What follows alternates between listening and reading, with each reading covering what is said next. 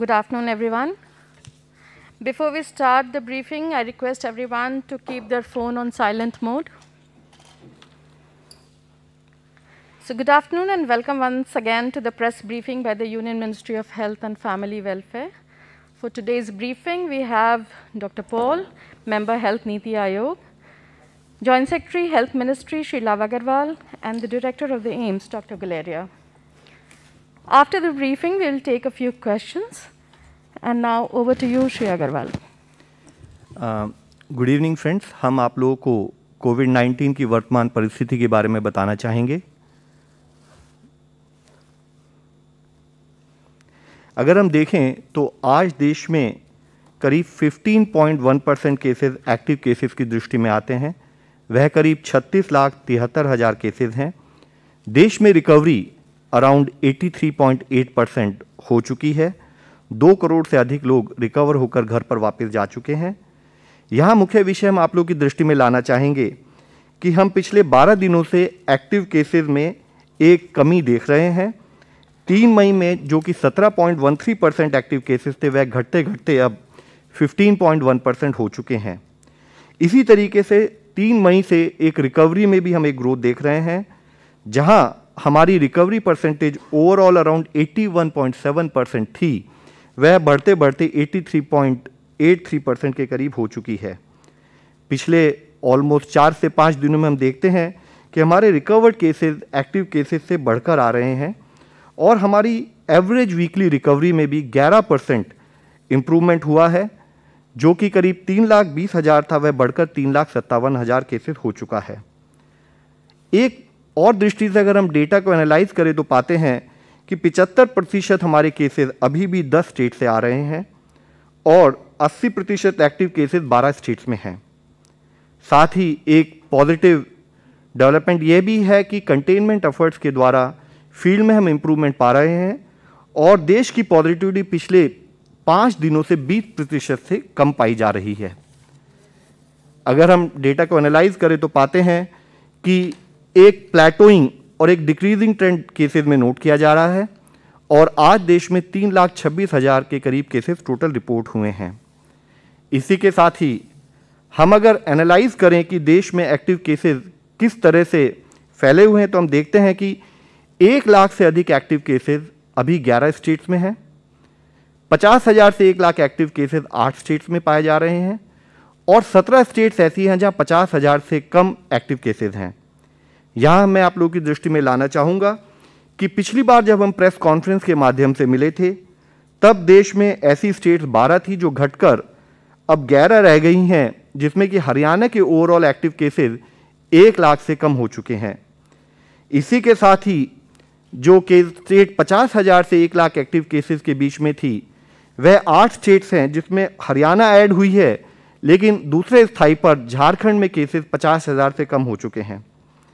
इस तरीके से हम देखें, साथ ही हम पाते हैं कि महाराष्ट्र, उत्तर प्रदेश, गुजरात, छत्तीसगढ़, वह स्टेट जहां पर कि नंबर ऑफ केसेस भी काफ़ी ज़्यादा आ रहे हैं, उनमें भी ओवरऑल हमने देखा है कि पिछले 1 हफ्ते में एक्टिव केसेस में काफ़ी कम नंबर नोट किया जा रहा है। However, cause of concern is कि तमिलनाडु में एक्टिव केसेस में हमने काफ़ी वृद्धि पिछले 1 वीक में नोट भी की है। हमारी वीकली रिकवरीज सभी मेजर स्टेट्स में बढ़ती हुई दिख रही है। कुछ एरियाज जहां पर और इम्प्रूवमेंट की ज़रूरत है, वह छत्तीसगढ़ और मध्य प्रदेश हैं। अगर हम देश की पॉजिटिविटी को एनालिसिस करते हैं तो पाते हैं कि 15% से अधिक पॉजिटिविटी वाले राज्य 24 हैं, 5 से 15% पॉजिटिविटी 10 राज्यों में है और लेस देन 5% पॉजिटिविटी 3 राज्यों में है। ओवरऑल ट्रेंड देखें तो पाते हैं कि 18 स्टेट्स और यूनियन टेरिटरीज हैं जहां पिछले 1 हफ्ते में डिक्रीज इन पॉजिटिविटी को नोट किया गया है। यह विषय इसलिए मुख्य है, डिक्रीज इन पॉजिटिविटी इंडिकेट कि स्प्रेड ऑफ इन्फेक्शन थोड़ा हम कंट्रोल कर पा रहे हैं, कंटेनमेंट एफर्ट्स हमारे काम कर रहे हैं और उसी के तहत हम देखते हैं कि ओवरऑल देश में जो केस पॉजिटिविटी पिछले हफ्ते 21.9% थी, वह घटते घटते अब 19.8% के करीब नोट की जा रही है। हमने देखा है कि major drop in terms of case positivity कुछ स्टेट्स में पाया जा रहा है, जिसमें छत्तीसगढ़, दिल्ली, दमन एंड दीव, हरियाणा, मध्य प्रदेश जैसी स्टेट्स हैं और 7 मेजर स्टेट्स जैसे कि महाराष्ट्र, राजस्थान, यूपी, वेस्ट बंगाल, गुजरात, छत्तीसगढ़ और एमपी, वहाँ पर भी एक trend toward decrease in positivity note किया जा रहा है। हमारी कई स्टेट्स ऐसी हैं जहाँ पर हम या तो एक डिक्रीज इन केसेस या एक प्लेटोइंग इन केसेस नोट कर रहे हैं। ज़रूरत है कि जहाँ पर ये ट्रेंड नोट किया जा रहा है उन स्टेट्स में कंटेनमेंट एक्टिविटीज़ उसी सुचारू रूप से चलती रहें ताकि ये ट्रेंड कंटिन्यूड रहे और केसेस और कम होते रहें। मुख्यतः महाराष्ट्र, कर्नाटक, उत्तर प्रदेश, राजस्थान, दिल्ली, हरियाणा, बिहार, गुजरात, इन स्टेट्स में एक स्थाई पर केसेस कम हो रहे हैं। दूसरे स्थाई पर यह भी एक नोट करने वाला विषय है कि यहाँ पर एब्सोल्यूट नंबर ऑफ केसेस अभी भी काफ़ी अधिक हैं, जिसके कारण उन स्टेट्स को कंटेनमेंट एक्टिविटीज़, वह कार्य जिनसे कि हम स्प्रेड ऑफ इन्फेक्शन और इन्फेक्शन होने वाले लोगों को हम मैनेज कर सकें, उसके लिए उन्हें उसी सुचारू रूप से कार्य करते रहना पड़ेगा। इसी तरीके से हम देखें कि तेलंगाना, जम्मू कश्मीर और छत्तीसगढ़ जैसी स्टेट्स में भी हम केसेस में एक कमी नोट कर रहे हैं। अगर हम देखें कि एक स्थाई पर यह हमारे लिए पॉजिटिव न्यूज़ है, फिर भी ऐसी कुछ स्टेट्स है जहां पर हम केसेस में एक इंक्रीजिंग ट्रेंड कंटिन्यूड बेसिस पर नोट कर रहे हैं, जिसका तात्पर्य यह है कि उन स्टेट्स में केसेस को कंट्रोल करने के लिए उतने ही अधिक एफर्ट्स करने की ज़रूरत है, जिसमें मुख्यतः तमिलनाडु, आंध्र प्रदेश, उड़ीसा, वेस्ट बंगाल, पंजाब, असम और हिमाचल जैसी स्टेट्स हैं। यहाँ हम आप लोगों की दृष्टि में यह भी लाना चाहेंगे कि एक हमने जो गाइडलाइंस दी थी जो कि स्प्रेड ऑफ इन्फेक्शन इंडिकेट करता है कि कितना वहाँ पर केसेस पे हमें उतने ही एडिशनल एफर्ट्स की ज़रूरत है, तो यह लिस्ट जो कि जितने ज़िले जो कि 10% से अधिक पॉजिटिविटी हैं, जहाँ पर इंटेंसिव एक्शन और लोकल कंटेनमेंट के तहत काम किया जाए, जिसके बारे में डिज़ास्टर मैनेजमेंट गाइडलाइंस के द्वारा डायरेक्शन भी मिनिस्ट्री ऑफ होम ने इशू की है, वह ज़िले देश में करीब 516 हैं जिसमें कि हमें कार्य करने की आवश्यकता है। कुछ ऐसे ज़िले हैं जहां पर हम एक कंटिन्यूड बेसिस पर पिछले 2 हफ्तों से केसेस में डिक्रीज नोट कर रहे हैं। ऐसे 187 जिलों में से कुछ ट्रेंडिंग केसेस भी नोट किया जा रहा है। ऐसे 316 जिले हैं देश में जहां पर यह इंक्रीजिंग ट्रेंड नोट किया जा रहा है। ज़रूरत है कि हमारे कंटेनमेंट एक्टिविटीज़ उन जिलों में सुचारू रूप से चलें। हम ये इंश्योर करें कि कोविड अप्रोप्रिएट बिहेवियर का फॉलो किया जाए ताकि हम केसेस की ग्रोथ को रोक सकें, जिसमें मुख्यतः अगर आप देखेंगे तो पाएंगे कि Chennai, south west Delhi, Kollam, Chengalpattu, Coimbatore, YSR district in Andhra Pradesh, Kangra in Himachal Pradesh, इस तरह के जिलों में जहां पर कि एक इंक्रीजिंग ट्रेंड नोट किया जा रहा है, वहां पर कंटेनमेंट एक्टिविटीज़ की और स्ट्रिंजेंट एक्शन की सख्त ज़रूरत रहेगी।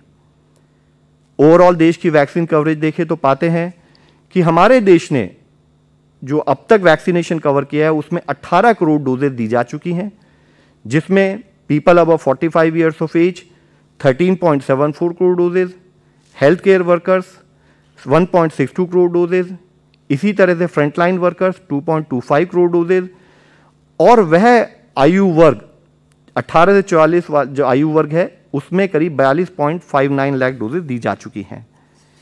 इसके साथ ही हम हमेशा बात करते हैं कि कभी भी हमारे कंटेनमेंट एक्टिविटीज़, हमारा कोविड मैनेजमेंट 2 भागों में एनालाइज करा जाना चाहिए। एक तरफ हमारे कंटेनमेंट एफर्ट्स चलते रहें, यानी कि हम रूट कॉज पर काम करें, इन्फेक्शन को ही ना फैलने दें।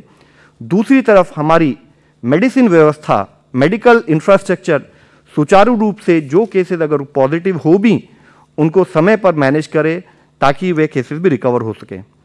इसी के तहत हम आप लोगों के सामने दिखाना चाहेंगे कि जैसे भोपाल में करीब 200-250 जब केसेस आने शुरू हुए, वहाँ पर कुछ कंटेनमेंट एक्टिविटीज़ पर फोकस किया गया इन terms of lockdown for 1 day. इसी तरह से वीकेंड लॉकडाउन करता रहे, लेकिन हमने पाया कि केसेस फिर भी बढ़ते चले जा रहे हैं। उन बढ़ते केसेस की परिस्थिति में हमने देखा कि एक स्थाई पर केस पॉजिटिविटी जो 14% थी वह बढ़ी 22% हुई, 22 से 25, 25 से 29 और 29 से बढ़ते बढ़ते 33 और 37% हो गई, जिससे यह पता लगता है कि वहां पर स्प्रेड ऑफ इन्फेक्शन बहुत बढ़ गया था, जो ओवरऑल हमारे कितने भी एफर्ट्स हो उसमें हेल्थ सिस्टम पर स्ट्रेन पैदा कर सकता है। स्टेट के द्वारा किए गए प्रयत्न इन टर्म्स ऑफ स्ट्रिक्ट रेस्ट्रिक्शंस। उनका इम्पैक्ट जैसे हमने इससे पहले भी डिस्कस किया है कि कभी भी हम कंटेनमेंट एफर्ट्स करते हैं तो थोड़ा समय लगता है कि उसका इम्पैक्ट हमारे को फील्ड में दिखाई दे। तो जो एक पीक 5,725 केसेस की आई, वह धीरे धीरे करते हुए अब करीब 2,800 केसेस, और साथ ही हमारा 37% जो हमारा केस पॉजिटिविटी घटते घटते अब 22.7% रह गई है। ये एफर्ट्स अभी भी कंटिन्यू करने की जरूरत है। जैसे कि गवर्नमेंट ऑफ इंडिया की गाइडलाइन है, जहां पर भी 10% से अधिक पॉजिटिविटी हो वहां पर इंटेंसिव एक्शन और लोकल कंटेनमेंट के तहत काम करे जाना बहुत जरूरी है।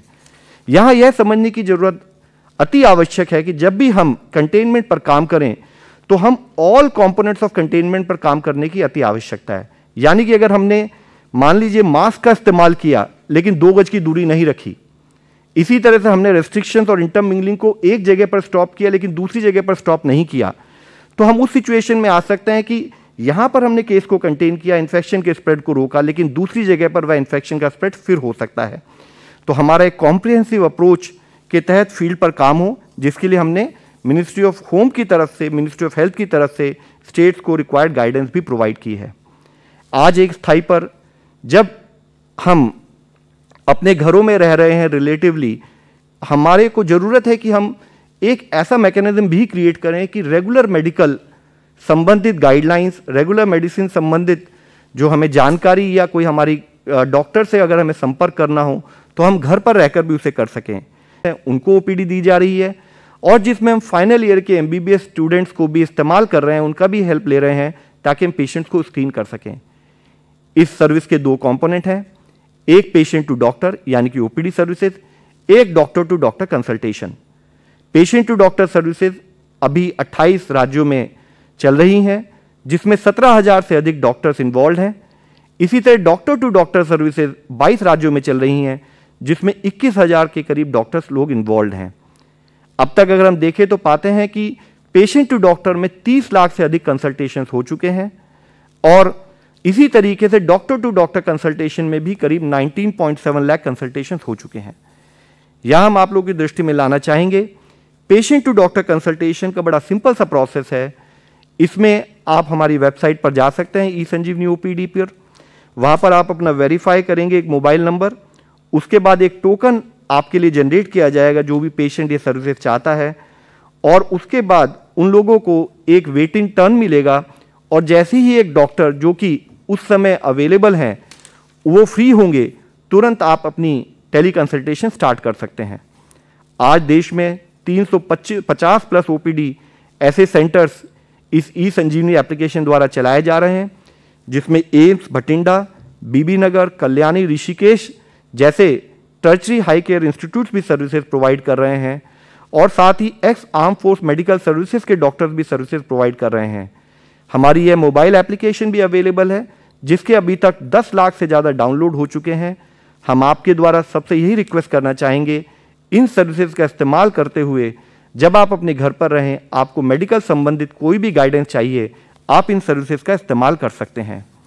इसके साथ ही चाहे वह हमारे कम्युनिटी केयर सेंटर्स हों, चाहे वह हमारे एक डॉक्टर से दूसरे डॉक्टर का कंसल्टेशन हो, ताकि अगर हमें EICU या ऐसी कोई सर्विसेज रन करनी हो, उसके लिए doctor to doctor consultation services भी सुचारू रूप से चल रही हैं। इसके तहत 18,000 से अधिक देश के हेल्थ एंड वेलनेस सेंटर्स ये सर्विसेज प्रोवाइड कर रहे हैं। 1,500 से अधिक हब हैं जहां पर ये हेल्थ एंड वेलनेस सेंटर्स में रहने वाले हमारे डॉक्टर्स हों या कम्युनिटी हेल्थ ऑफिसर्स हों, इनको कोई भी गाइडेंस चाहिएगी तो ये इन हब्स में रहने वाले डॉक्टर से बात करके वह गाइडेंस ले सकते हैं। इसी के तहत एक और मुख्य विषय मैं आप लोगों के सामने लाऊंगा, कुछ स्टेट लेवल इनिशिएटिव भी हुए हैं, जैसे कि आंध्र प्रदेश में टेली कंसल्टेशन के बाद आशा वर्कर्स मेडिसिन को घर पर प्रोवाइड करने का कार्य भी कर रही हैं। इस समय जैसे कि हम आपके सामने दिखाएंगे, हम टेक्नोलॉजी का इस्तेमाल करते हुए कैसे आइदर वह हब हो या एक इंडिविजुअल अक्रॉस द कंट्री हमारे डॉक्टर गलेरिया। नमस्कार, मैं 2-3 चीज़ों पे बात करना चाहूँगा। एक तो यही कहना चाहूँगा कि जैसे जैसे हमारे कोविड के केसेस बढ़ रहे हैं, तो ये बहुत ज़रूरी है कि हम हॉस्पिटल में इन्फेक्शन कंट्रोल प्रैक्टिसेस का भी पूरा प्रोटोकॉल फॉलो करें, क्योंकि ये भी देखा जा रहा है कि सेकेंडरी इन्फेक्शन, चाहे हम बैक्टीरियल इन्फेक्शन की बात करें या फंगल इन्फेक्शन की बात करें, वो भी देखे जा रहे हैं, and this is causing more morbidity and mortality.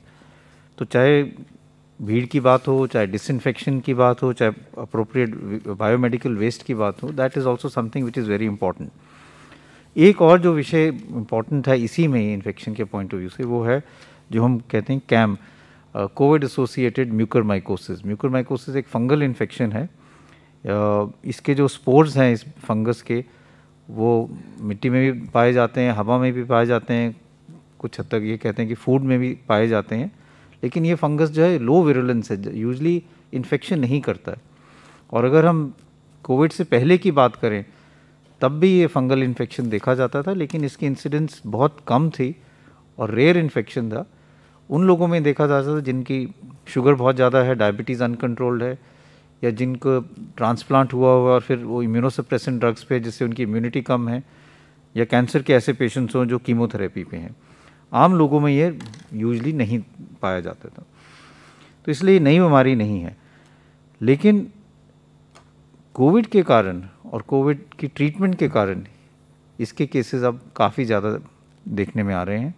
कई क्षेत्रों में काफ़ी अधिक मात्रा में केसेस रिपोर्ट किए जा रहे हैं। अगर हम एम्स की ही बात करें तो हमारे यहाँ ऑलमोस्ट 23 केसेस हैं जो भी एडमिटेड हैं जिनको ये फंगल इन्फेक्शन है कोविड के। 20 उनमें से अभी भी कोविड पॉजिटिव हैं और 3 कोविड नेगेटिव हैं। और कई राज्य ऐसे हैं जिनमें 400-500 से ज़्यादा केसेस उन्होंने रिपोर्ट किए हैं कोविड के, उनके पास अभी पॉजिटिव हैं। ये जो बीमारी है वो या तो फेस को अफेक्ट करती है, जिसको हम कहते हैं राइनो ऑर्बिटल सेरेब्रल म्यूकोरमाइकोसिस, जिसके कारण नाक में, आँख की जो ऑर्बिट है उसमें या ब्रेन के अंदर इन्फेक्शन फैल सकता है, जिससे लोगों की विजन भी जा सकती है, आँख की रोशनी जा सकती है और कुछ हद तक कभी ब्रेन में भी इन्फेक्शन हो सकता है। साथ में ये फेफड़े में भी फैल सकता है, जिसको हम कहते हैं पल्मोनरी म्यूकोरमाइकोसिस। दोनों में कुछ लक्षण हैं, जैसे अगर राइनो ऑर्बिटल सेरेब्रल म्यूकोरमाइकोसिस है तो हेडेक हो सकता है, सिर में दर्द हो सकती है, नाक ब्लॉक हो सकता है, नाक से सिक्रीशंस आ सकती हैं जो हरे रंग की हो, या नाक से खून आ सकता है, या एक चेहरे में सेंसेशन कम हो सकती है, या एक साइड में चेहरे में सोजिश हो सकती है, या स्किन में डिस्कलरेशन हो सकता है। अगर फेफड़े में हो तो बुखार हो सकता है, छाती में दर्द हो जाती है, खांसी होती है, खांसी में खून आ सकता है। लेकिन मोस्ट इम्पॉर्टेंट इशू ये है कि ये फंगल इन्फेक्शन अब ज़्यादा क्यों देखा जा रहा है और उसके क्या कारण हैं और क्या प्रिवेंटिव एस्पेक्ट्स हम कर सकते हैं। एक तो ये है कि जो कोविड इन्फेक्शन है उसके कारण भी ये एक रिस्क फैक्टर है। कोविड इन्फेक्शन में जो हमारे अगर हम ब्लड काउंट्स देखें तो एक सेल लाइन जो है जिसको हम लिम्फोसाइट्स कहते हैं वो कम हो जाती हैं, लिम्फोपीनिया हो जाता है। तो उसके कारण बॉडी में जो CD4 CD8 सेल्स हैं वो कम होते हैं और उसके कारण अपॉर्चुनिस्टिक इन्फेक्शन, फंगल इन्फेक्शन के चांसेस बढ़ जाते हैं। ये फर्स्ट वेव में भी देखा गया था, और अगर हम 2003 सार्स की बात करें तो तब भी अगर डेटा देखें तो तब भी फंगल इन्फेक्शन कुछ हद तक ज़्यादा रिपोर्ट किया गया था। लेकिन इस दफ़ा जब हम इसको ज़्यादा देख रहे हैं उसके कारण 2 और हैं। एक कारण ये है कि कई ऐसे पेशेंट्स हैं जिनको डायबिटीज़ है, शुगर की तकलीफ़ है, और अगर वो कंट्रोल ना हो तो उनमें भी ये फंगल इन्फेक्शन के चांसेस ज़्यादा होते हैं। और तीसरा जो बहुत इम्पॉर्टेंट कारण है, miss use of steroids. Steroids जो पेशेंट्स ले रहे हैं जिनको डायबिटीज़ हैं और साथ में कोविड है, अगर ये तीनों चीज़ें इकट्ठी मिल जाएं तो वो चांसेस ऑफ फंगल इन्फेक्शन एकदम बढ़ जाते हैं।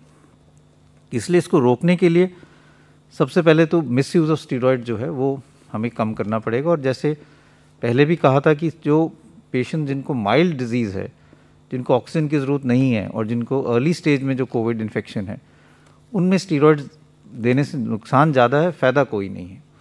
जो रिकवरी ट्रायल है उसने भी यही दिखाया था कि अगर हम स्टीरॉइड्स माइल्ड पेशेंट्स में देते हैं तो मॉर्बिडिटी और mortality because of secondary infection ज़्यादा होता है। इसलिए अगर किसी को कोविड है और माइल्ड इन्फेक्शन है, बुखार है, सैचुरेशन मेंटेन्ड है, खांसी है, लेकिन और कोई ऐसे लक्षण नहीं है कि ऑक्सीजन कम हो रही है, तो स्टीरॉइड्स नहीं देने चाहिए, क्योंकि उससे आगे जाके फंगल इन्फेक्शन के चांसेस हो सकते हैं, स्पेशली अगर उनको उस व्यक्ति को डायबिटीज़ भी है। दूसरा है डायबिटीज़ या शुगर कंट्रोल, वो बहुत ज़रूरी है, क्योंकि जिन लोगों का शुगर कंट्रोल नहीं होता उसमें ये फंगल इन्फेक्शन ज़्यादा पाया जाता है। तो ये बहुत ज़रूरी है कि जिन लोगों को भी डायबिटीज़ हैं या जो स्टीरॉयड्स ले रहे हैं वो अपना शुगर चेक कराएं, क्योंकि कई दफ़ा किसी को ये पता नहीं होता कि मेरे को शुगर की तकलीफ़ है, स्टीरॉयड्स ले तो एकदम शुगर 300-400 पहुंच जाती है। तो इसलिए अपना शुगर भी मॉनिटर करें, और अगर डायबिटीज़ है तो और भी ज़्यादा ज़रूरत है कि जब कोविड इन्फेक्शन है या आप स्टीरॉयड्स ले रहे हैं तो शुगर को रेगुलरली मॉनिटर करें। तीसरी चीज़ ये है कि मास्क अपना लगा के रखें। जैसे मैंने कहा, ये स्पोर्स हैं, हवा में भी इसके फंगस हो सकता है।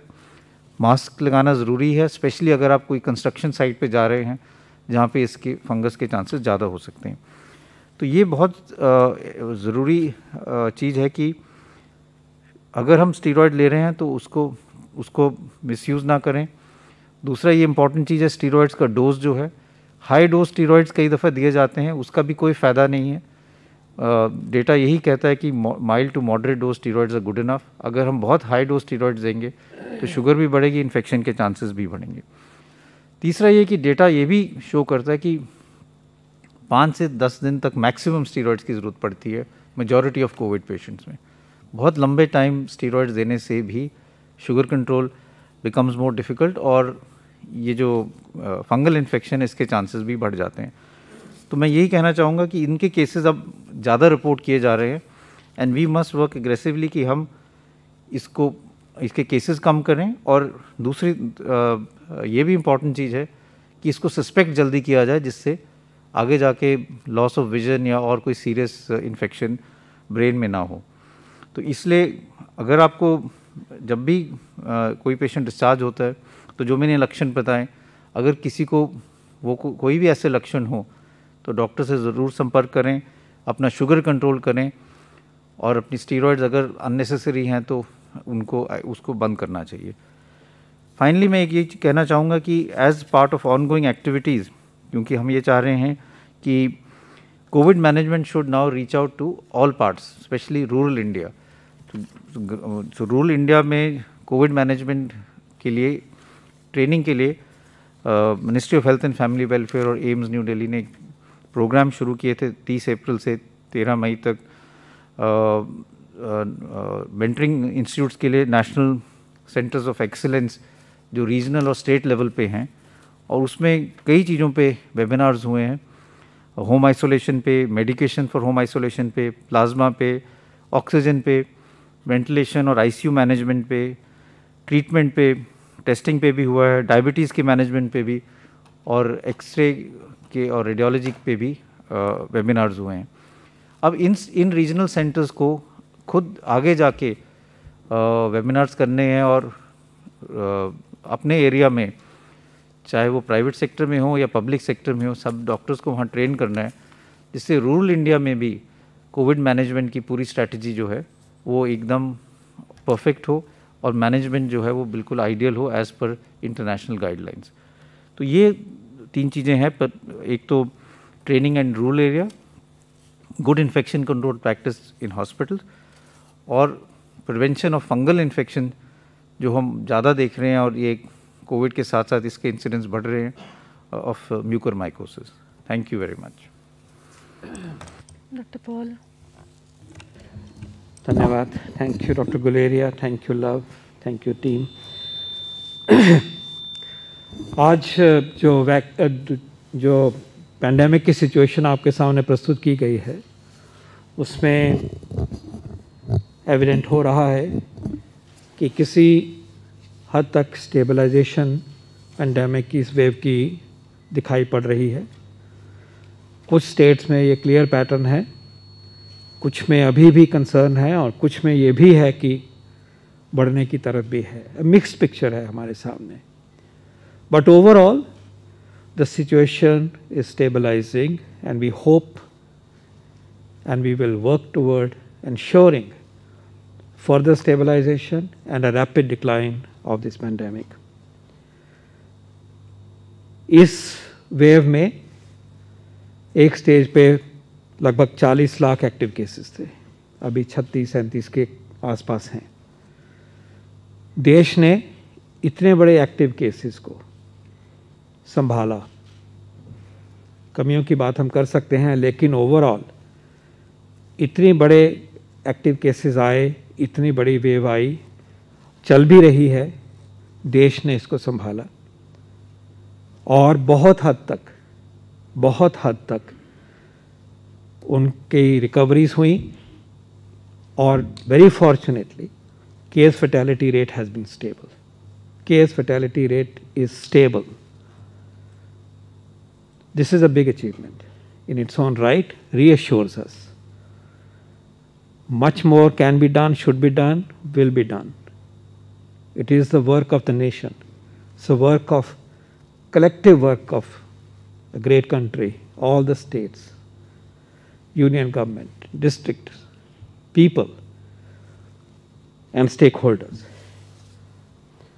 ये भी हम देख रहे हैं कि जो अर्ली डिक्लाइन दिख रहा है हमें या स्टेबलाइजेशन दिख रही है, उसकी इम्प्रूवमेंट का रेट जो है वो पहली वेव से ज़्यादा गति में है. ये भी हमें रीअश्योर करता है. ये हमें ये लाइसेंस नहीं देता कि हम अपनी जो व्यवस्था है या अपना जो एटीट्यूड है हम उसमें कोई ढिलाई लाएं. No, but it gives us confidence that we will tide over it and we will tide over this successfully, because during the previous phase, the first wave and the year that we had at our disposal, हमने अपना infrastructure stabilise किया, बढ़ाया, सीखा, SOPs बनाए, testing को बहुत ramp up किया, हमने कंटेनमेंट की स्ट्रैटेजी में सीखा, एनफोर्स किया, टीम्स बनाई,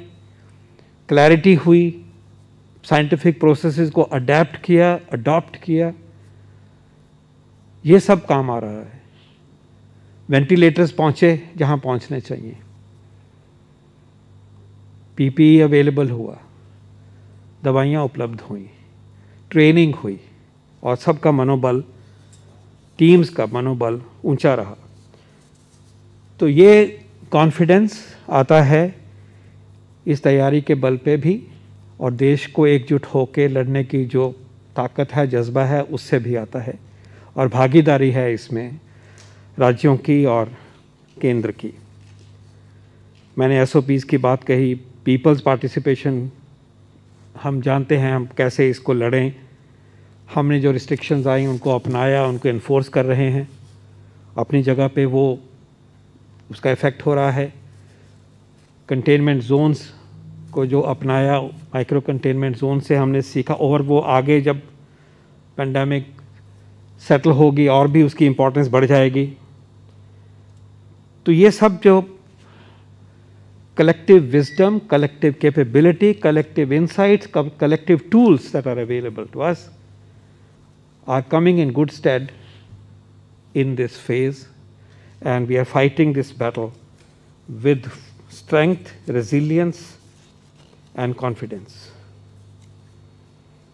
और आगे भी ये इस पैंडेमिक का, इस वेव का ऐसे ही और भी तेज़ गति से नतीजे आएंगे आगे. कुछ एग्जांपल देना चाहूँगा. एक तो CFR केस फर्टेलिटी रेट कहा मैंने, सबके बावजूद ये स्टेबल है, दर्शाता है कि बहुत हद तक हम इस काम में, हमारे SOPs ऑपरेट हो रहे हैं और हमारे health professionals, health care teams हमारी पूरी जान लगा रही हैं इस सेवा करने के लिए. टेस्टिंग में मिड फरवरी के वीक में हम लगभग 6 लाख टेस्ट कर रहे थे, 5 से 6 लाख पर डे. उस समय उतने ही टेस्ट की ज़रूरत थी. उसको बिल्कुल रैपिडली जब ज़रूरत बढ़ी तो टेस्टिंग हमारी कम नहीं हुई, स्टेबल नहीं हुई, because we had infrastructure, we had supplies, quickly ramp up हुई और 17-18 लाख पर डे पे 2.5-3 गुना के लगभग उभर के आई है. हमने उस हफ्ते में जो करे थे टेस्ट कुल वो 57 लाख के करीब थे, और अभी जो करे हैं वो 1.3 करोड़ के लगभग हैं. दिखाता है कि टेस्टिंग बढ़ी उस रिस्पांस में. और इसी के बीच में एक बात सामने आई कि 2 या 3 दिन 19 लाख 80,000 के लगभग टेस्ट हुए. 2 या 3 एक दिन, फिर एक बारी और, लगभग उसी के आसपास एक बारी और ये वर्ल्ड रिकॉर्ड है. इतने टेस्ट किसी भी देश ने कभी भी करके नहीं दिखाए। और इसमें जो हमारा मिक्स ऑफ RT-PCR और RAT है, रैपिड एंटीजन है, वो घटा नहीं, वो इम्प्रूव हुआ।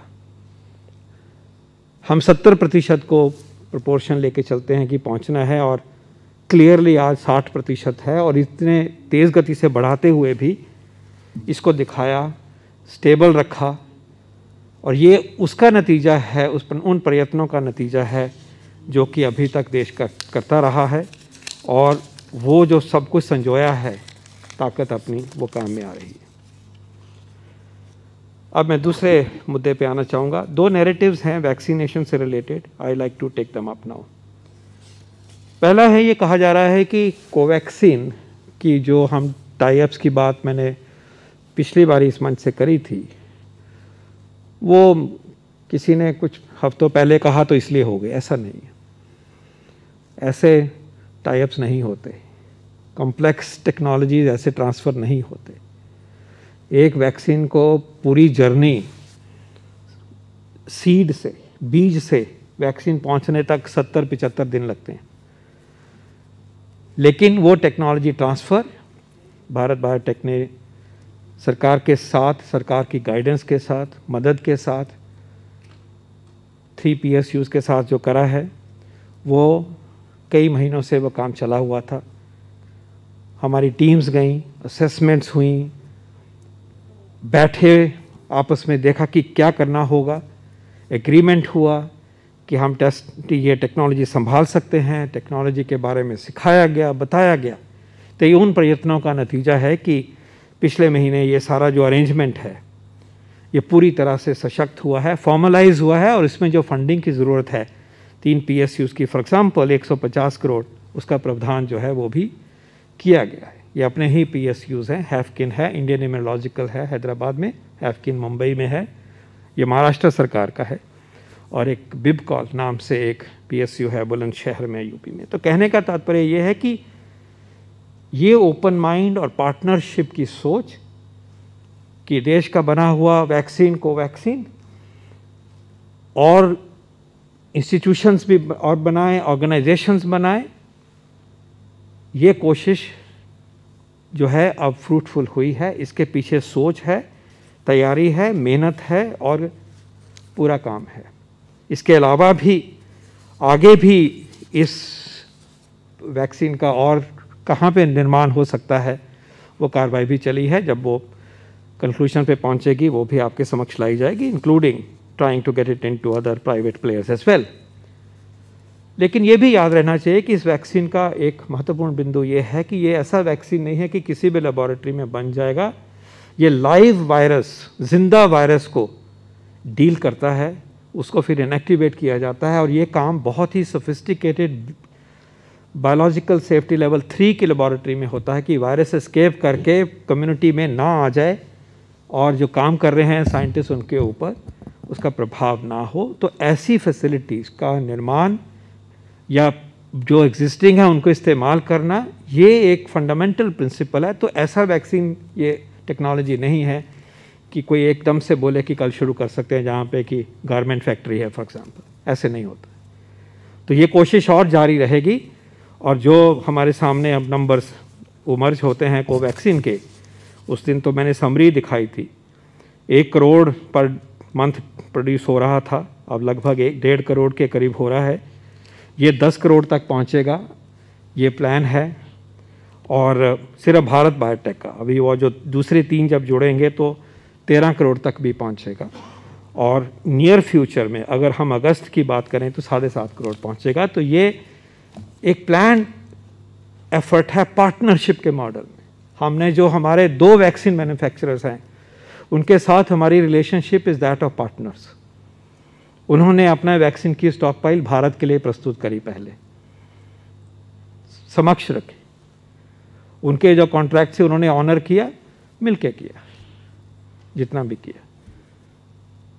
ये बहुत बड़ी बात है। कोवैक्सीन का तो बिल्कुल ही हमारे, वो तो ICMR की मदद से बनी हुई है, अंडरस्टैंडिंग अलग ही तरह की है, लेकिन दोनों वैक्सीन, बल्कि जो आगे भी मैंने कुछ नाम गिनाए थे, सब के सब वैक्सीन मैन्युफैक्चरर्स भारत सरकार को अपना पार्टनर मानते हैं।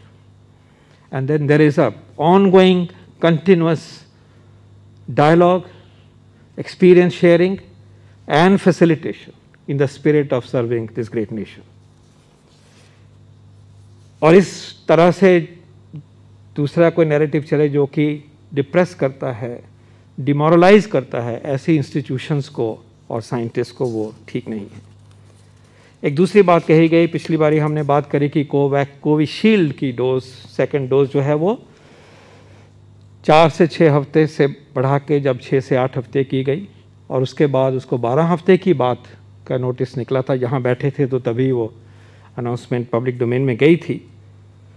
उसके बारे में ट्रिवियलाइज करा जाता है कि ये डिसीशंस कोई प्रेशर में आके आ जाते हैं, कोई नैरेटिव निकल गया, कोई शॉर्टेज हो गई। ये बहुत ही दुख वाली बात है। हमारे देश की जो साइंटिफिक इंस्टीट्यूशंस हैं उसमें इंडिपेंडेंट साइंटिस्ट है। मैंने उस दिन भी जिक्र किया था कि national technical advisory group on immunisation is a standing committee. It is carved out for the purpose of supporting and providing technical and scientific guidance to the universal immunization program. It has been there for long. It has guided, for example, the introduction of rotavirus vaccine, guided when and which vaccines to be chosen for pneumococcal vaccination program. Based on science, it has independent scientists. विचार करते हैं, फैसले करते हैं, consensus बनाते हैं। Science को भी जब पढ़ा जाता है होलिस्टिक तरीके से, उसकी इंटरप्रिटेशन एक समूह में ही होती है, एक जने की इंटरप्रिटेशन नहीं होती। That group of scientist evaluated this option when UK exercised this option a few months ago and thought it is not right for us to go that way. And the reason was, based on the data available at that time, the reason was the risk of infection with just single dose and a delayed second dose is higher, potentially could be higher, rather than a timely dose, कि breakthrough infection ना हो जाए. So they fulfill their duty by saying the evidence does not suggest, and we don't want to put people of India to risk.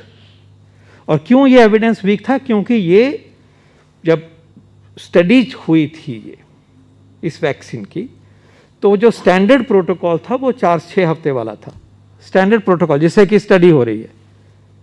कहीं बीच में जाके ये protocol disturb हुआ, delay हुई, प्रोटोकॉल में ही देने की डिले हो गई. टाइम पे देना चाहिए था रिसर्च में, लेकिन वो डिले हो गया. जब उसको एनालाइज कर रहे हैं बाद में, तो ऐसा हिंट मिलता है कि फर्क नहीं पड़ता, यहां भी प्रोटेक्शन है. लेकिन this was not robust evidence according to the scientist. This was not considered to be robust enough.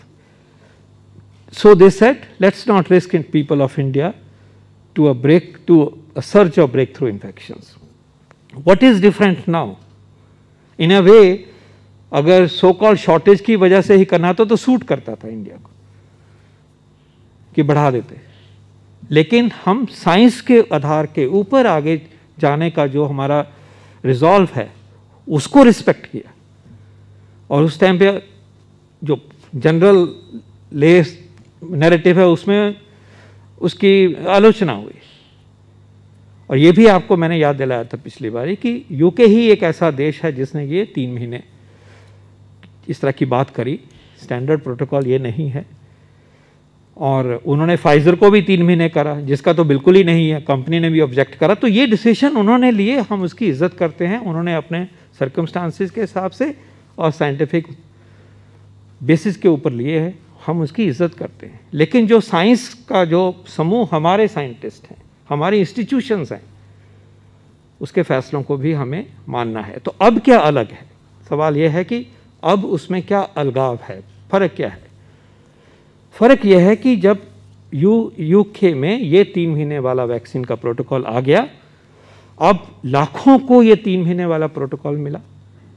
फिर दिखते हैं कि वाकई ही अगर प्रोटेक्शन का लेवल देखा जाए अब in real life, after this schedule being followed in UK, which basically means single dose, ये 60 to 85% तक इफेक्टिव है in disease prevention, collectively mild, moderate and severe. Severe की प्रोटेक्शन ज़्यादा है कि कम चांस हो जाता है, माइल्ड की प्रोटेक्शन कम है, थोड़ी बहुत माइल्ड इन्फेक्शन हो सकती है। ये एक तथ्य सामने आया है, this gives us confidence. Secondly, दूसरा तथ्य सामने जो डेटा के ऊपर आया, वो डेटा देखा गया पिछले हफ्ते कि ट्रांसमिशन में रुकावट आती है। ये प्रूव हुआ रियल लाइफ में। रिसर्च की सेटिंग में इतना प्रूव नहीं हो पाता, वो लिमिटेड नंबर होते हैं।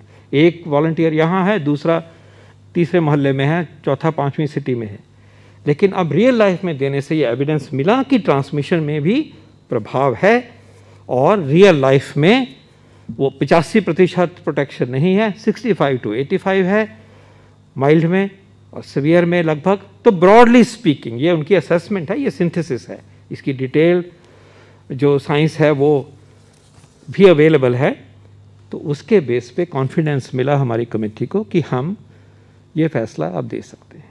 तो please do not see any other reason behind it. I plead with you as scientist, as a professional, अपने इंस्टीट्यूशंस को हमें इज़्ज़त देनी है। अपने इस तरह के जो सिस्टम्स बने हैं जिनके ऊपर की दुनिया की नज़र होती है, ये एंटैगी का सिस्टम WHO की लीडरशिप में सालों पहले बहुत हर देश में ऐसे होता है। It follows certain SOP, it follows SOP on how the data is to be looked at, how to attach the decision based on data. Everything maths नहीं होता है मेडिकल साइंस में या पब्लिक हेल्थ साइंस में। तो मैं हाथ जोड़ के विनती करता हूं कि इसकी controversy should be placed at rest. ये साइंटिफिक डिसीजन है, ये एक्सपीडियंस नहीं है। और इस ऑर्गेनाइजेशन एंटैगी का काम है इन चीज़ों को देखना इन अ डायनेमिक वे। नया डेटा आएगा, नया देखा जाएगा। Science is evolving. SARS-CoV-2 की science is only 1 year old, 1 year 6 months old. It is evolving. We are learning. Therefore, please accept this decision and respect, and we must thank the scientists who are helping us in bringing out the synthesis of the changing scene of science. आज love Agarwal साहब ने बहुत अच्छी तरह से ई-संजीवनी और जो helpline की अप्रोच है उसको उजागर किया। Very very laudable work, huge potential. हमने इसी मंच से बार बार ये रिक्वेस्ट करी है प्रोफेशनल्स को कि ऐसी हेल्पलाइन प्रोवाइड करिए, अपने नेम्स, अपने फ़ोन नंबर विजिबल करिए, कनेक्ट करिए इस डिफ़िकल्ट माहौल में। और उसमें जो ई-संजीवनी का जो पोटेंशियल है वो आपके सामने प्रस्तुत किया गया है। बहुत सारे प्रदेशों में सरकार की मदद से और प्रोफेशंस की मदद से खूब सारे ऐसे एफ़र्ट हुए हैं। और मैं भी एक एफ़र्ट एम्स के जो हमारे ट्रेन डॉक्टर हैं, स्टूडेंट्स रहे हैं जो पुराने, एम्स टू हेल्थ, उन्होंने इनिशिएटिव लिया है, मैं उसको अपलॉड करता हूँ। ऐसे ही डॉक्टरों के समूह और भी जुड़े हुए हैं। हम चाहेंगे कि उनको अगर इंफॉर्मेशन यहाँ पहुँचेंगे, we would like to celebrate their contribution and thank them for devoting their time, getting in touch with patients, listening to them patiently, assuaging them, counseling them, giving that human touch for which the noble profession of medicine is known for. I salute all these efforts and people who working hard in these difficult situations. So telemedicine again is a strength of this nation. हमारी telemedicine की capability is so much strong, so strong, among the very best. तो उसको इस्तेमाल करना doctors के group के द्वारा, professional bodies के द्वारा, सरकार के द्वारा, सेंट्रल गवर्नमेंट के द्वारा, ह्यूमन टच के साथ बातचीत करके, ट्रस्ट बिल्ड करके, सवालों के जवाब करके। ऑटोमेटिक जवाब की बात नहीं हो रही है, फिर रिटर्न जवाब एक चीज़ होती है। डॉक्टर और पेशेंट के रिश्ते में काउंसलिंग का जो एक ट्रस्ट का बंधन होता है, वो उस बंधन को मेंटेन करते हुए मैं अपील करूंगा कि ऐसे और इनिशिएटिव हों और ऐसी जो काउंसलिंग सेवाएं हैं, मेडिकल ट्रीटमेंट की सेवाएं, उसको कम्युनिकेट करने की सेवाएं, वो बहुत हद तक और आगे बढ़ें। ये एक अपील है और इसकी ज़रूरत आगे भी रहेगी और इनफैक्ट कोविड के बाद भी रहेगी। इसलिए इन इनिशिएटिव्स को हम आज सेलिब्रेट करते हैं। मैं चाहूँगा कि मीडिया ऐसे इनिशिएटिव्स को प्रमोट भी करे, जिसका मैंने जिक्र किया एम्स टू हेल्थ, वो एक पर्टिकुलर मीडिया हाउस प्रमोट करता है। बहुत अच्छी बात है, क्योंकि रीच बढ़ जाती है। और भी जो मैकेनिज़्म है वो इन्वोक किए जाएं। हमारे जो कोविड से अफेक्टेड इंडिविजुअल्स हैं, कॉन्टैक्ट्स हैं, एंक्शियस फैमिलीज़ हैं, अकेले लोग रह रहे हैं, बुज़ुर्ग लोग हैं, उन्हीं की भाषा में उन्हीं तक ये काउंसलिंग पहुँचे, ये मेरे एक आपसे निवेदन होगा। लास्ट में डॉक्टर गुलेरिया ने एक बहुत ही इम्पॉर्टेंट प्रॉब्लम की तरफ आज हमारी तवज्जो दिखाई है। ये म्यूकरमाइकोसिस एक ख़राब बीमारी है, फंगस है, ये चेहरे पे अफेक्ट करता, नाक में, आँख में जाता, ब्रेन में भी चला जाता है। इस बीमारी के पीछे सर ने बड़ी अच्छी तरह से समझाया। पहला डायबिटीज़ है। डायबिटीज़ के बिना लगभग ये बीमारी नहीं होती। तो प्लीज़ जिसके कोई भी डायबिटीज़ है, कोविड के काल में उसको ज़्यादा से अच्छी तरह से कंट्रोल करिए। वैसे ही अच्छा है ये, डायबिटीज़ का हमेशा ही कंट्रोल अच्छा होना चाहिए, लेकिन अनकंट्रोल्ड डायबिटीज़ के व्यक्ति में अगर कोविड आता है तो ये और भी समस्याएं हैं। मोर्टेलिटी रिस्क भी बढ़ता है, सीवियर डिजीज़ का भी बढ़ता है, और इस भयानक बीमारी से भी पॉसिबिलिटी बढ़ जाए। Please control your diabetes, stick to the treatment regimes. Even if when you have COVID, be even more particular rather than forgetting to take medicine. दूसरा जोड़ बनता है कोविड आने की वजह से, और तीसरा बनता है जब हम इन व्यक्तियों को स्टेरॉयड यूज़ करते हैं, प्रेडनिसोलोन, डेक्सोना, डेक्सामेथासोन यूज़ करते हैं। ज़रूरत है इन दवाइयों को देने की, लेकिन ज़रूरत से पहले ही दें, जैसे सर ने समझाया। ज़रूरत जिस डोज़ की है उसकी बजाय इतनी डोज दें, देनी है इतने दिनों के लिए, दे हम इतने दिनों के लिए, ये ठीक नहीं है। और मॉनिटर ना करें कि इसका प्रभाव ब्लड प्रेशर पे क्या है, शुगर पे है। ये जिम्मेवारी हेल्थ प्रोफेशन की है कि जब भी ये वेपन हम इस्तेमाल करें, रिस्पॉन्सिबली करें। वैसे भी ज़रूरी है, म्यूकर तो एक समस्या है, अब तो ये जुड़ गई है, लेकिन वैसे भी अगर हम जिम्मेवारी से नहीं करेंगे, जैसे बताया कि सेकेंडरी इन्फेक्शंस बढ़ जाती हैं, तो प्लीज़ उसको जुडिशियसली यूज़ करें, और ये हम ऐसे ही इसको लाइटली प्रिस्क्राइब नहीं करें। इसका मुकाबला करने के लिए जब अगर ऑक्सीजन की ज़रूरत पड़ती है तो ऑक्सीजन के ह्यूमिडिफायर में साफ़ पानी, डिस्टिल्ड पानी, स्टराइल पानी ही हो, तो फिर फंगस वहाँ सेटल नहीं होगा। इसका ट्रीटमेंट दवाई का भी है, लेकिन बढ़ा हुआ म्यूकर जो है वो ऑपरेशन से निकलता है। कॉम्प्लेक्स सर्जरी है, फेस की सर्जरी या कान ENT की सर्जरी, ब्रेन की सर्जरी कॉम्प्लेक्स सर्जरी है, टीम्स को काम करना पड़ता है। ENT वाला ब्रेन के सर्जन के साथ बैठ के निकाल पाता है।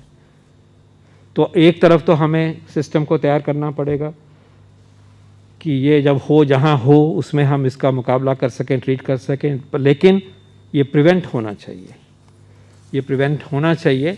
और प्रिवेंशन के जो बिंदु डॉक्टर गुलेरिया ने हाईलाइट करे हैं, वो समाज को भी पता होना चाहिए और प्रोफेशन को भी फॉलो करने हैं, और हम सब ने इंश्योर करना है कि ये बीमारी जो है ये एक लिमिटेड हो, कहीं हो वो ठीक है, लेकिन इसका बड़ा रूप नहीं होना चाहिए।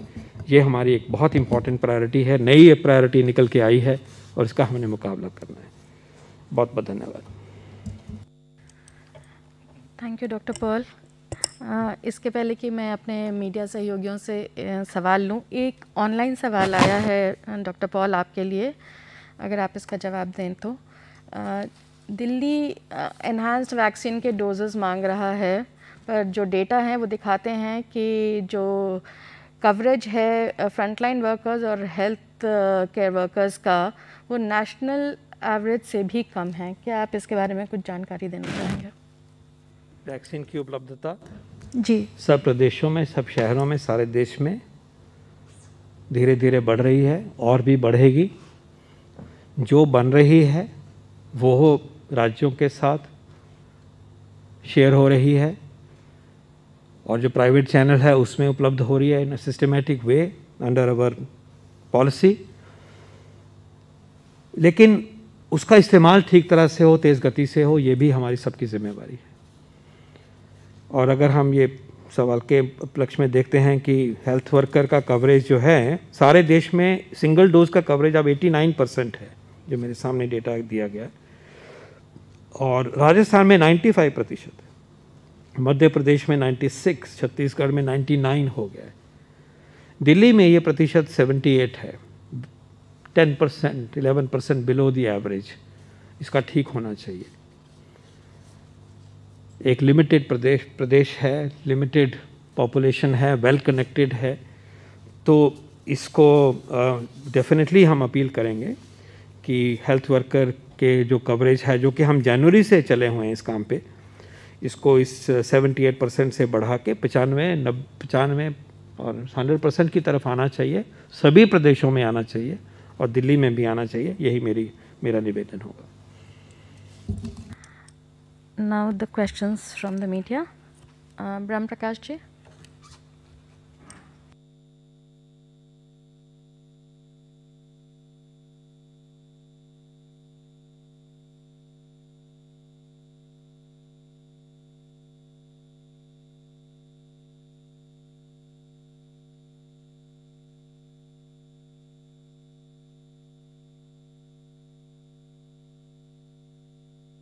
बस एक सवाल सबसे। हाँ, कोई नहीं। एम्फेटेरिसिन भी एक दवाई है जो एंटी फंगल ग्रुप में आती है, फंगस को किल करती है, भारत में खूब बनती है और इसकी उपलब्धता पे पूरी नज़र है भारत की, देश की सरकार की, और डिपार्टमेंट ऑफ फार्मास्यूटिकल्स इसके ऊपर वॉच करते हैं और इसको रैंप अप भी साथ साथ करा जा रहा है और इसको अगर लाने की व्यवस्था होगी, इंपोर्ट करने के भी ऑप्शंस सब सामने हैं। ओवरऑल कोई भी इतनी बड़ी आउटब्रेक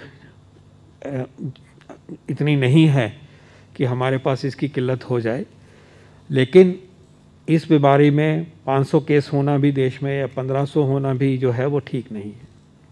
तो availability of amphotericin B overall in the nation is not at all a problem, and we are keeping a close watch, and we will ensure that it's available to the states wherever it is needed. Thank you. Patients का number के बारे में ये है कि कुछ प्रदेशों से इंफॉर्मेशन आ रही है, 400, 500, 1000 भी कह सकते हैं। पूरा टोटल इसका बर्डन क्या है ये कहना मुश्किल होगा। दिल्ली में भी केसेस पाए गए, आ रहे हैं। इस तरह से तो अभी एक इमर्जिंग प्रॉब्लम है। इसका डेटा किसी हद तक ICMR ने अपने सिस्टम से रजिस्ट्री के थ्रू इकट्ठा करना शुरू किया है। हम लोगों ने सरकारों को, राज्य सरकारों को तरफ भी इशारा किया है कि इसके ऊपर नज़र रख के लाएं। तो इसको बिल्डअप हो रहा है। अभी एग्जैक्ट बर्डन कितना है नहीं कहेंगे, रिपोर्ट्स के ऊपर आ रहा है और हमें तो इसी टाइम पे इसको निप इन द बट करना है। हम इसको बढ़ने के, देश को इसको इस प्रॉब्लम को बढ़ने नहीं देना चाहिए। इसीलिए समक्ष लाए गए हैं इस मंच से कि म्यूकर माइकोसिस को बढ़ने से रोकिए, आज ही रोकिए। डायबिटीज़ सब कंट्रोल में करिए, कोविड में ज़्यादा करिए, स्टीरॉयड का इस्तेमाल ठीक तरह से करिए, सफाई रखिए, और फिर भी अगर होता है तो उसको टैकल करेंगे। तो जैसे जैसे डेटा इमर्ज होगा हम शेयर करेंगे, but we are working with states in this regard. Thank you. Praphull जी।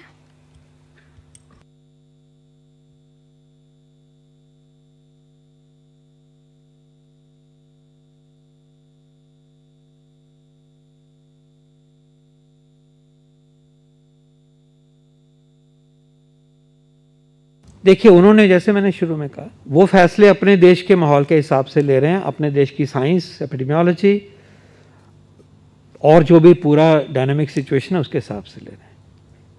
हमने ये फैसले अपनी एपिडेमियोलॉजी को देखते हुए, अपने रिस्क्स को देखते हुए, चाहे वो म्यूटेंट हैं, चाहे पेंडेमिक की सिचुएशन में है। जब ये फैसले हो रहे थे, पेंडेमिक एक रूप कुछ और है, अब डायनामिक चेंज हुआ है, यूके में और तरफ चेंज हुआ है। ये सारा ही काम जो है हमारे वैज्ञानिकों की टीम का है, तो उसके बेस पे लिए गए। We are driven by science, and जैसे मैंने कहा कि ये डायनेमिक प्रोसेस ही है और वो डायनेमिकली इसके ऊपर नज़र रखेंगे। उनके फैसले के पीछे क्या बेसिस है, जैसे जैसे वो चैनल से पता करेंगे, सिस्टम से अपने से, और उसको भी नज़र में रखा जाएगा कि किस सिचुएशन में उनका इम्पेरेटिव ये था। तो इन अ डायनामिक सिचुएशन एक फ़ैसला सोच विचार के अभी पिछले हफ्ते या इसी हफ्ते लिया गया है, वो मान्य है। आज कल की साइंस में जो चीज़ होगी उसके हिसाब से आगे बढ़ सकते हैं। उन्होंने जो किया है, हम उस फैसले को यही कहेंगे कि उन्होंने अपने हिसाब से ठीक किया है। Last question, Sahil.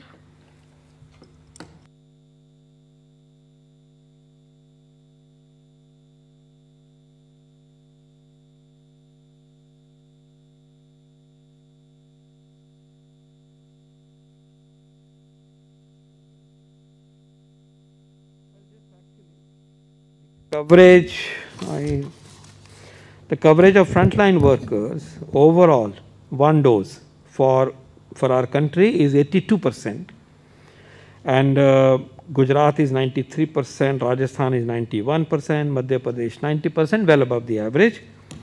Delhi is at 80%, just below average. बाकी प्रदेश भी इस एवरेज से कुछ कम है। तो हर प्रदेश को कोशिश करनी चाहिए कि वो फर्स्ट हो, हर प्रदेश को कोशिश करनी चाहिए कि 100% हो। मैं यही अपील करूँगा। Thank you everyone.